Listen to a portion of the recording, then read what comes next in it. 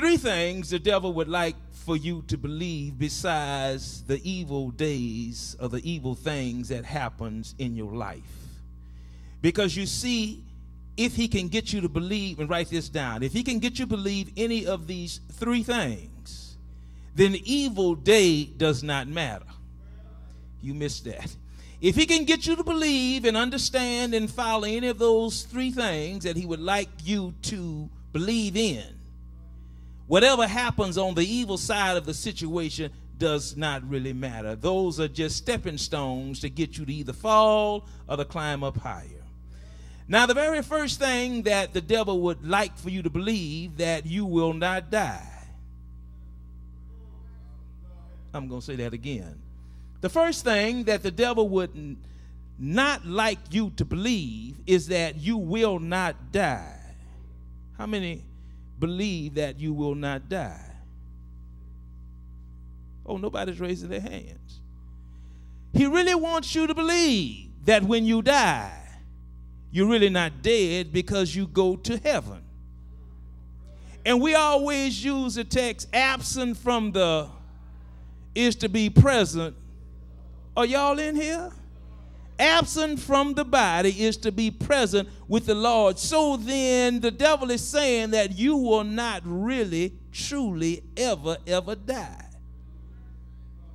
How many of us believe that? A whole lot of us believe the transition, that when I die, I'll go to heaven. And I'm watching over you. And if I'm watching over you, I should be able to tell you the lottery number. I wish somebody talked to me. If I'm alive, because I'm supposed to love you, you crying over me, I'm supposed to make sure that your way is not as hard as the way I've been through. Can I get a witness in here? I should be able to tell you where to go to touch this brother, touch this sister, so I could get a good job. I should be able to know where to go to get the right man to get me the right house, the right car, because I'm supposed to have somebody that's in heaven that's watching over me. It's not all night, all day angels watching over me, my Lord. It's all night, all day my dead person who I love is watching over me and telling me what I need to know so that I can live a better life than they did. Y'all don't want to talk to me, because it says absent from the body is to be present with the Lord. How stupid is that? Listen, I don't want to leave without my body. Y'all not up in here. Because if I leave without my body, what I'm going to do? I can't eat. I can't kiss. Oh, y'all help me. I can't walk. I can't do anything without my body. Even angels have a body. Y'all don't want to talk to me. Even angels have a body. They can go here and go there, but they have a body. They don't just have a spirit. I'm just trying to share something with you. Now that's just one thing that the devil would like for you to believe, that when I die, I shall not surely die. I am on my way to heaven. And watch this. Why is it then that you don't want to die? If you could be so assured of going to heaven, all of us ought to get a ticket right now. Stand in line, go on down there to Golden Gate and say, just take me. Y'all don't want to talk to me, huh? I'm trying to help somebody along life's way. So then, even human nature tells me, Dr. Brown will tell you that I don't care if you have a terminal illness, the body will fight to the last breath. I don't care what pain you're in, you may go unconscious or whatever, but the body will fight to the last breath. They'll give you morphine, but the body will fight to the last breath to stay alive. What is there so frightening about death? The problem with death is I don't know what's on the other side. There's really been no, Lazarus was dead and he got up, but there's no record of anybody saying, Lazarus, can you tell me how it felt to be dead?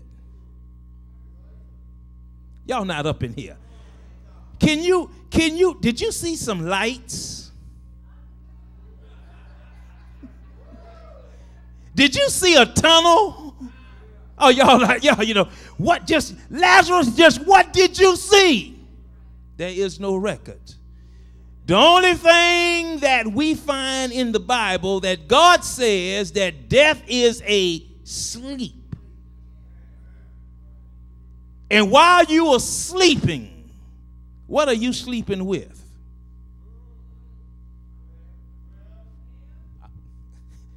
I'm just raising some stupid questions this morning because I really haven't gotten to where I'm going yet. But while you are sleeping, what's with you? I wish y'all talk to me. When you are sleeping, what is with you? Somebody said your body. You know, Sister Cox is not here, so I'm going to tell this story.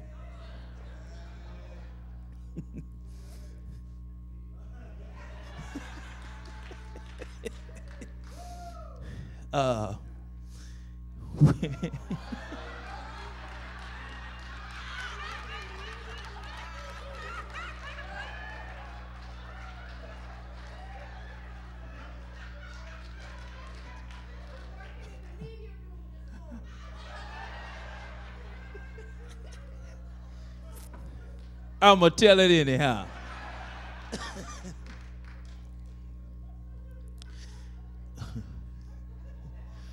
When I lost all my weight, Adela said to me, "What's wrong with you?" I said, "Baby, ain't nothing wrong with me." She said, "Yes, something is wrong with you." She said, "You don't sleep close to me, as close to you as you used to." I said, "What you mean?" She said, "Yes." She says, "I don't know what's wrong with you." She said, "You just don't sleep as close to me as you used to." I said, "Baby, there ain't nothing wrong with me." I said, "What the problem is that you fail to realize that there is less of me."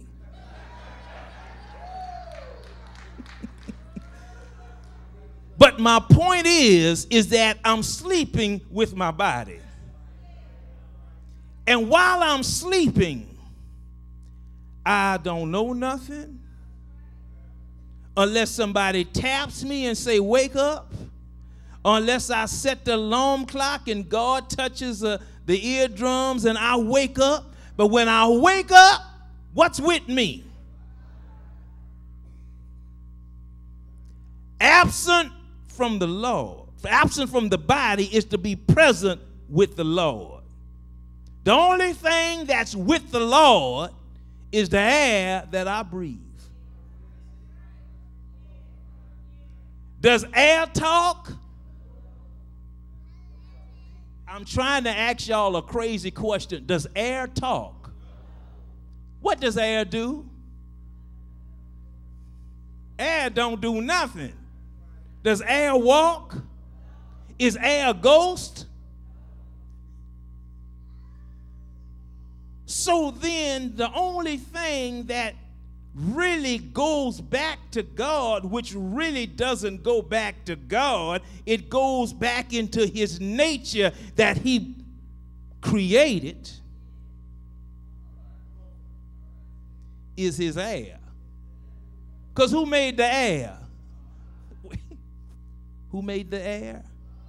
Who made the air? But I got to move on. I got to move on from that.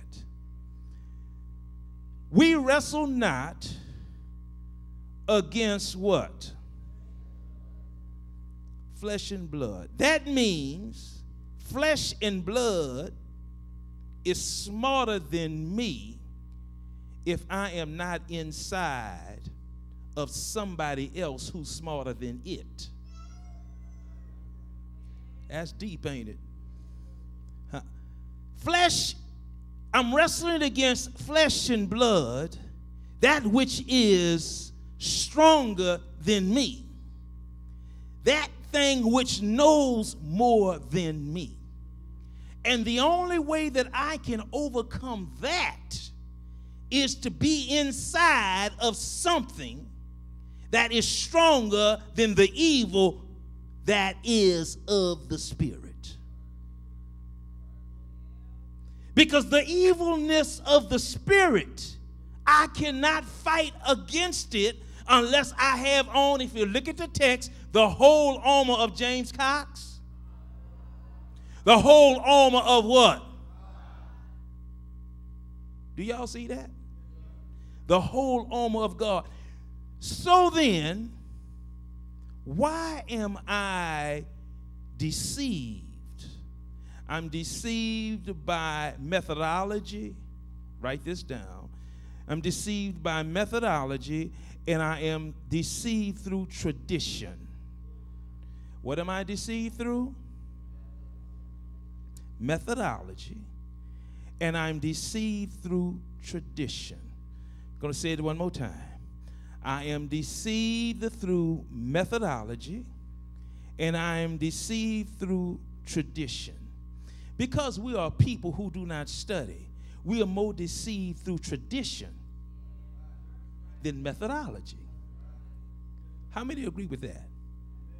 Because we don't study, we are more deceived through tradition than methodology.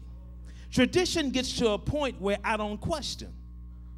I don't question tradition. Why don't I question tradition? Somebody in the audience tell me, why don't I question tradition?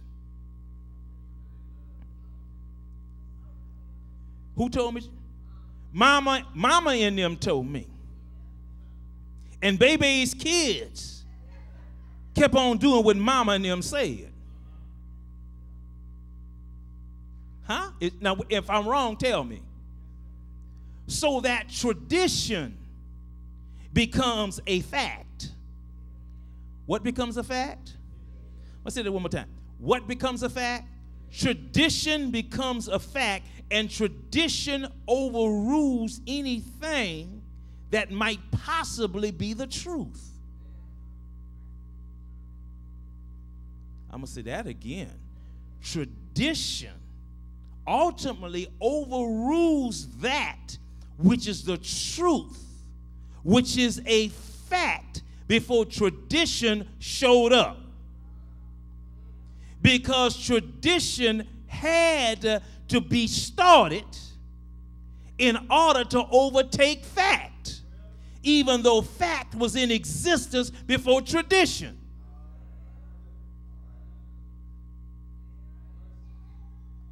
Fact, right, tradition, right, because tradition's not questioned. Because mama and them told me what I needed to do. Now, where you going with that, preacher? Where you going with that, preacher? Well, who created me? God created me. Who made me? Who takes care of me? Why is that every time I ask those questions, y'all said God?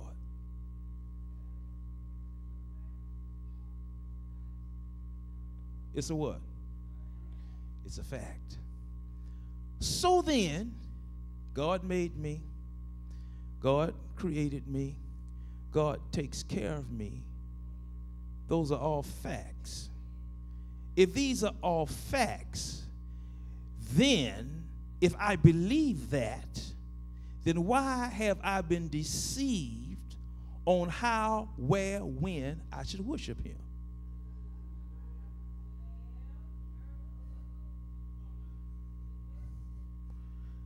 Huh? Can I say that again? Because apparently y'all didn't get it. I know that who created me? who made me, who takes care of me, then how is it that I have a problem with worshiping him the way he told me to worship him? I ain't used one Bible text yet, so y'all just say he talking. But I'm getting ready to use some. You better believe it. Huh? Tradition. Now let's go back over the definition of tradition before I hit some Bible text. Let's go back over the definition of tradition. What is tradition? What mama and them and baby's kids and grandpa and grandma and them did. That's tradition. Tradition is not questioned. Why is tradition not questioned? It's been going on and going on before I was born. So then I don't question tradition. Is that right or wrong? Okay. Now, the first thing after I already told you that the devil said was, you really won't die. That was a lie. Okay. Now, if I cannot convince people to go my way, what is the next step that I do?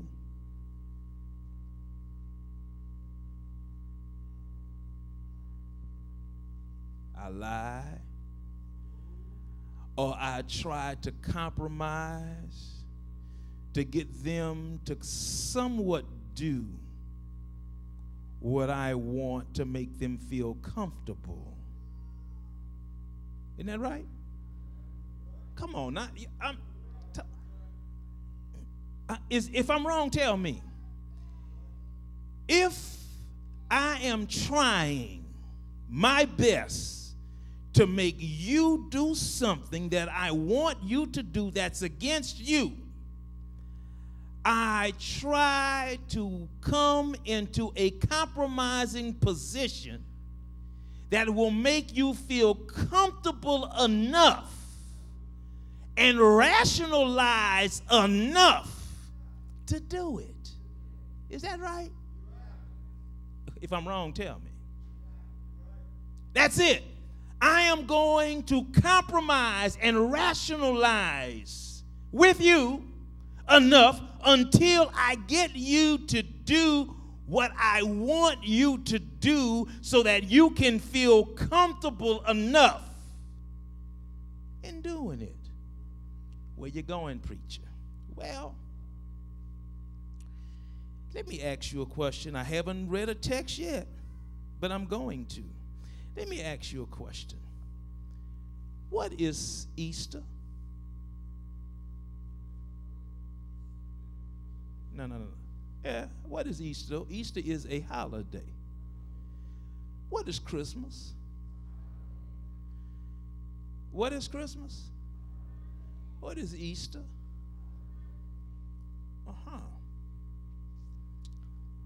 Was there a Christmas or a Easter before Christ was born? Why not?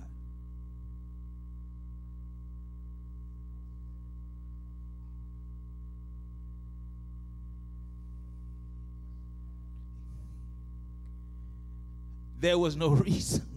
Mama and them hadn't started no tradition. I'm just talking to you right now. You know, I'm gonna say it one more time. Christmas, Easter, no reason. Does that make sense to you? Now, why is Christmas celebrated? Yeah, y'all hot.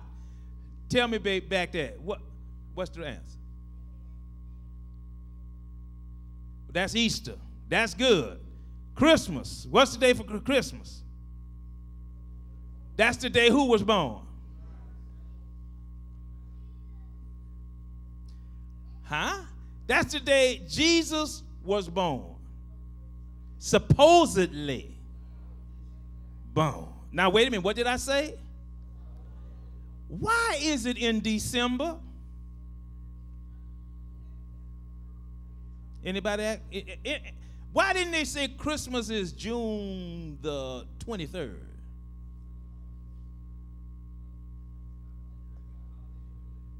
Huh? They never what? They already have holidays over there in June? Okay. What about March?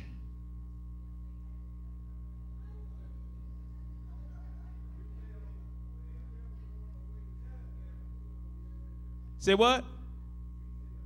Retailers? Okay, there wasn't no retailers back then, but that's a good answer. Who knows the answer to that?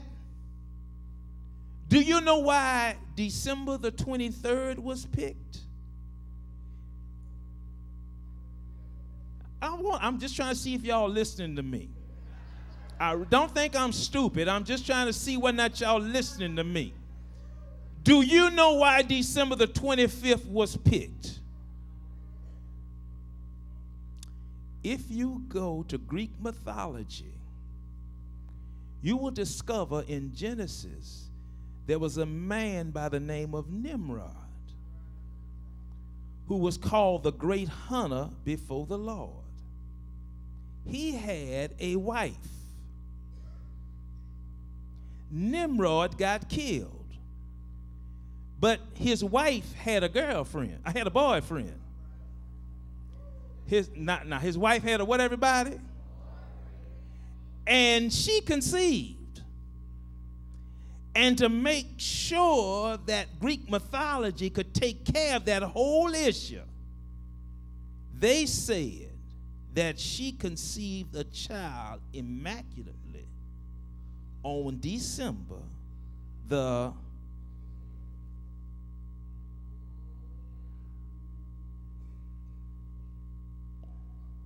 So then, what do we have?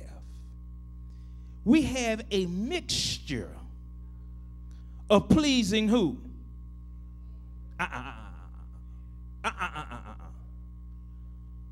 Of pleasing lie and truth, so that Christians and heathens could combine. Ain't that deep? Isn't that deep?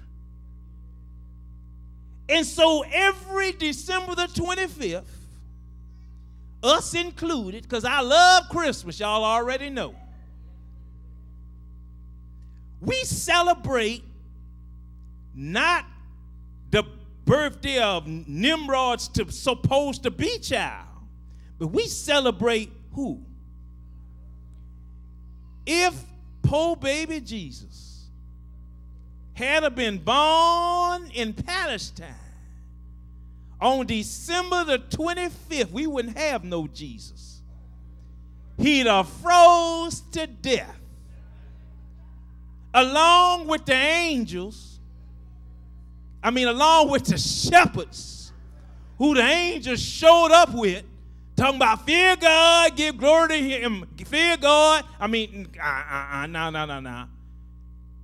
Peace on earth, good tidings, goodwill. They'd all froze to death on some hill with some shepherds abiding in the field. Now, that's a fact.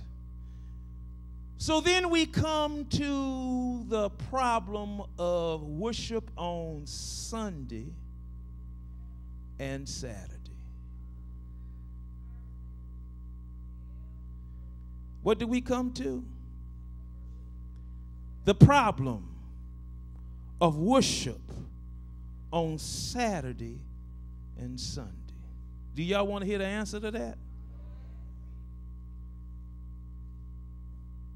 I will tell you Wednesday night.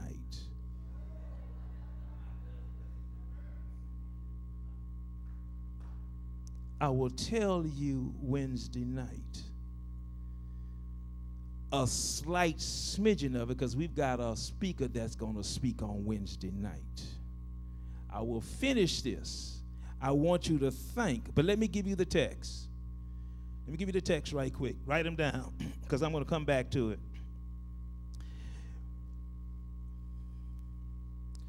Mark 16:9. Did you write it down? Matthew 28:1. John 21.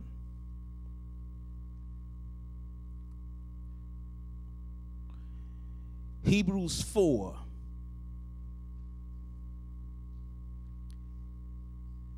And Mark 16:1 and 2. You got them? Do I need to say them again? Hebrews 4,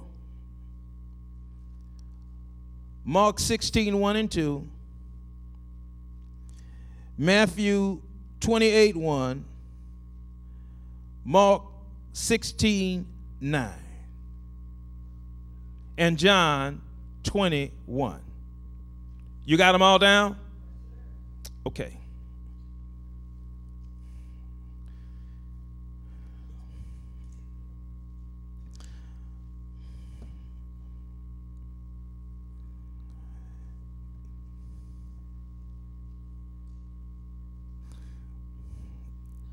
The other day,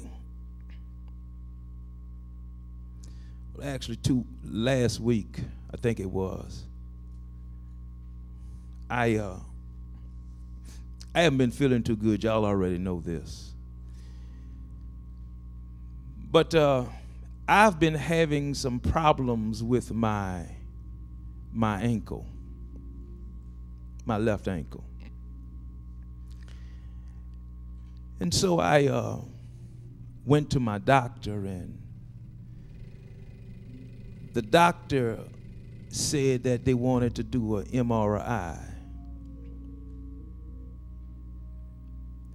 And I've never, ever had an MRI. I didn't know what it was about. So I said to the doctor, I said, what's an MRI? He says, well, you got to go to this diagnostic clinic, and they're going to put you in like a cylinder. Are you claustrophobia? I said, what do you mean? I said, it depends on the situation, whether or not you in control or whether or not I'm in control. Y'all not in here. You know, and the doctor said, he said, here is your appointment date. And so I went to the place on Hampton, and walked inside and signed my name. You know they're going to ask for an insurance card. And that's the first thing they want. They ask for an insurance card. And then I showed them my insurance card, and, they had to call the company to make sure it was valid. I was getting agitated. And so I signed my name, got my insurance card, and they got all the information I needed, and sat down. Now, when I called, the people asked me again, was I claustrophobia?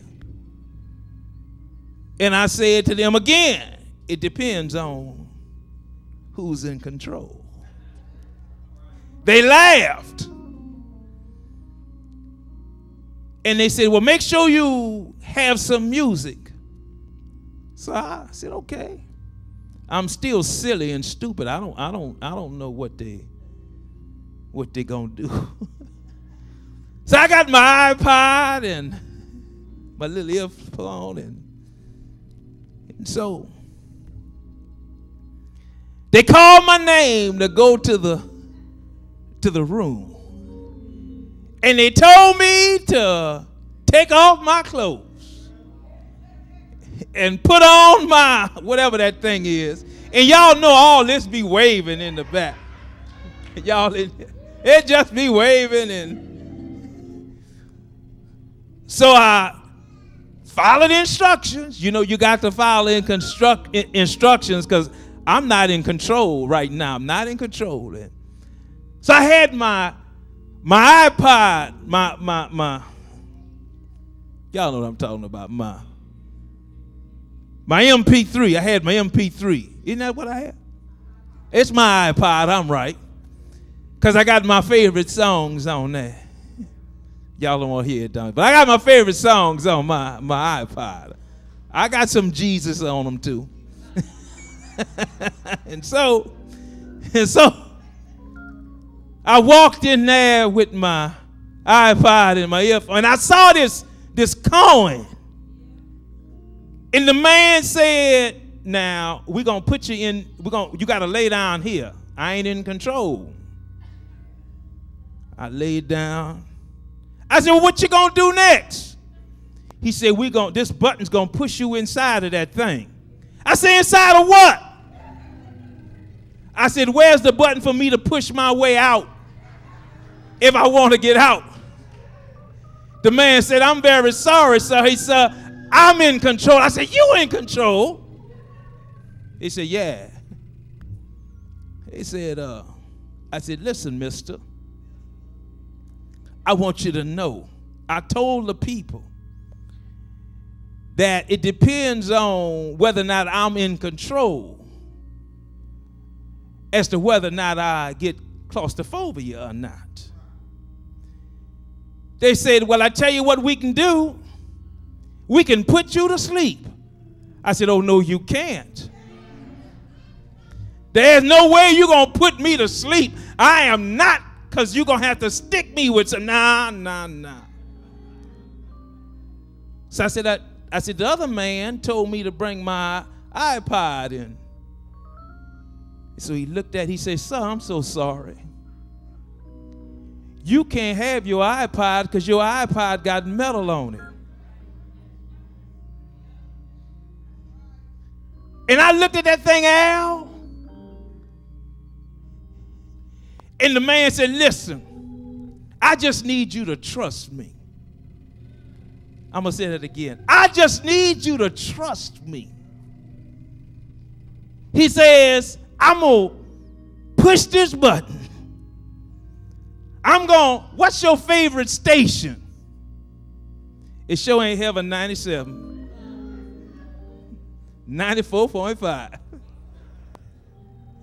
I said 94.5, and he started playing it. He said, now what I want you to do, I'm going to push this button. And when I push this button that I push, it's going to slide you into the machine. I said, are any doors going to shut? He said, no. He said, no doors going to shut. He says, but it's going to feel tight. I said, how tight? He said, well, it depends on what size you are. I said, oh, well, I guess I'll be all right. He says, but you're going to hear a whole lot of noise. He said, but let me assure you, you won't see me. But if you start saying you can't take it no more, you're going to have to start all over again. He said, but if you just want to know I'm out there, just holler. And I'm going to answer. Oh, y'all don't know where I'm going. Sometimes when you find yourself in tough squeeze situations, all you got to do is holler. And Jesus will hear you. Y'all didn't hear what I said. Jesus will hear you. Push the button. In I went. Sure enough, whole lot of noise. And it wasn't bad at first.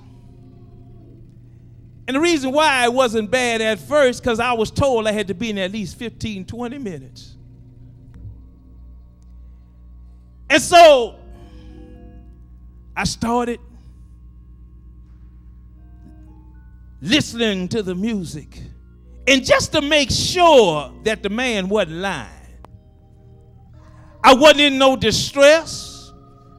I wasn't in no situation. I just said, hey. Y'all ain't up in there. I said, hey, hey, hey, hey. And I heard, I'm there. Now, he could have been in New York for all I know, but at least I heard his voice. It's the same thing with Jesus, the one who cares for me, the one who made a way for me out of nowhere. All I got to do is hear his voice.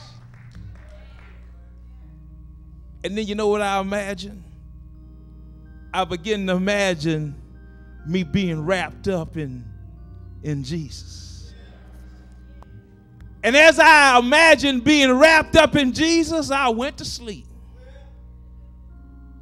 And guess when I woke up? When the man was pushing the button to pull me out. If I can just have that kind of peace with Jesus, whatever trouble I get in, all I got to say is, hey, hey, hey. Can you look at your neighbor and say, hey, hey, hey? Now say it like you read it. Hey, hey, hey. Hey, hey, hey, hey, hey, hey, hey. Jesus. And that's all you got to do. And then I'll hear a still small voice. And I hear his voice. Don't you hear his voice? He says, I'm the one. I'll go with you all the way. Even until the end. Finally, last week, after I left you, went to do the eulogy of a young lady, 26 years old.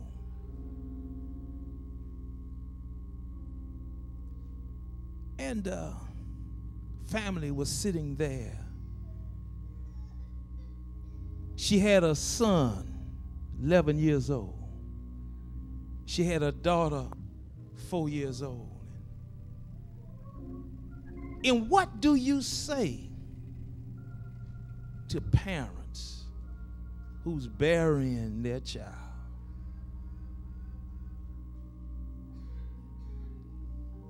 And I begin to talk about not how it is, but how it's going to be.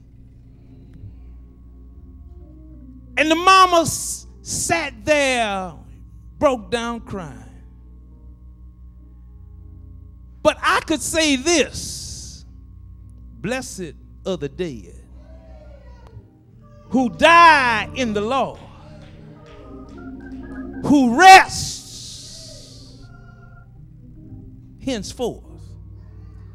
Just like evil day, rest in the Lord. I'm going to say it again. Evil day, rest in the Lord. No evil when I'm dead. Devil can't touch me. Can't do anything to me. I'm just sleeping. And I'm waiting. And I'm trusting that beyond the shadow of death, when the first trumpet sounds, the dead in Christ shall rise.